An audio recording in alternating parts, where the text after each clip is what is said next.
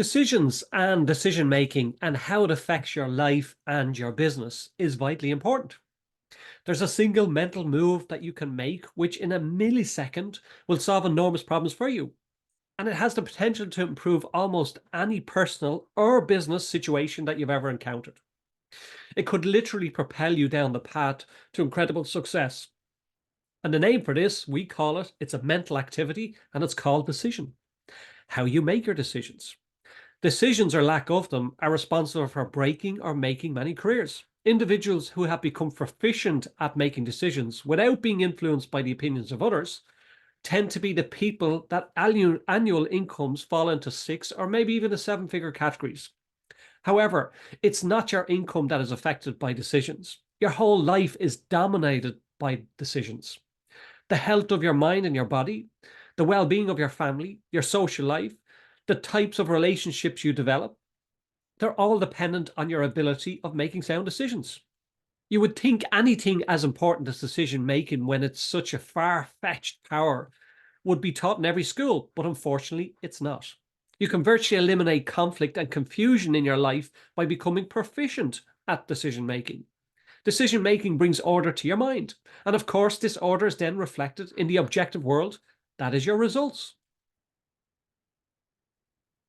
No one can ever see you making decisions, but they'll almost always see the results of what your decisions are.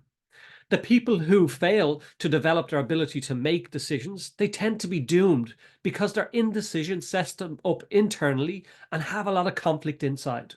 And that's without warning. And that escalates into our mental and emotional wars. It's the Oxford Dictionary that tells about the ambivalence in the coexistence in one person's opposite feelings towards the same objective.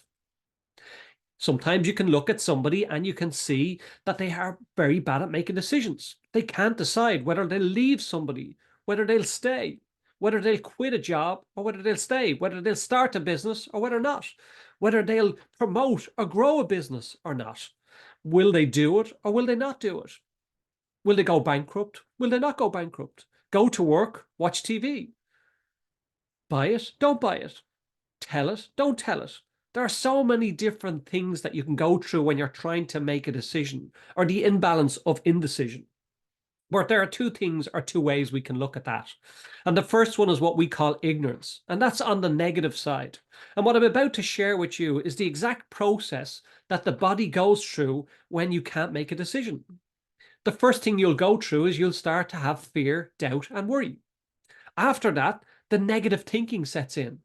After that, you'll have anxiety. After that, you'll have procrastination.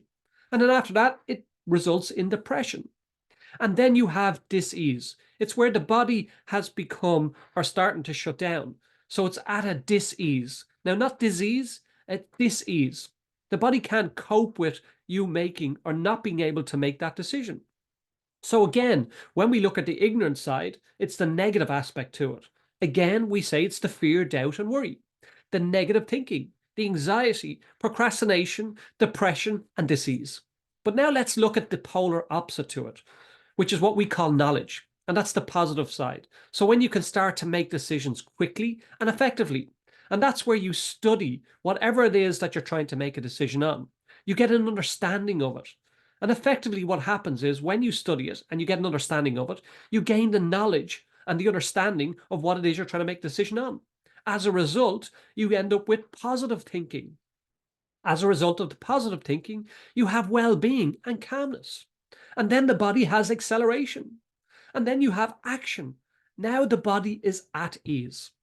So again, when we look at the comparison between the negative and the positive, we're looking at dis-ease as a result of the fear, doubt, and worry, our negative thinking, anxiety, procrastination, depression, and disease. But when we look at the knowledge side and we make fast decisions, we gain the study and understanding of what it is we're trying to make a decision on. We get positive thinking, we get well-being and calm, acceleration, action, and then the body becomes at ease. So the important aspect to all of this is to find out as much information as you can about something, study it, get a full understanding of it, and you'll avoid the fear, doubt, and worry and the negative thinking. Now, the fear, doubt, and worry will never go away, but you help combat that by simply getting an understanding of what it is you're trying to make that decision on.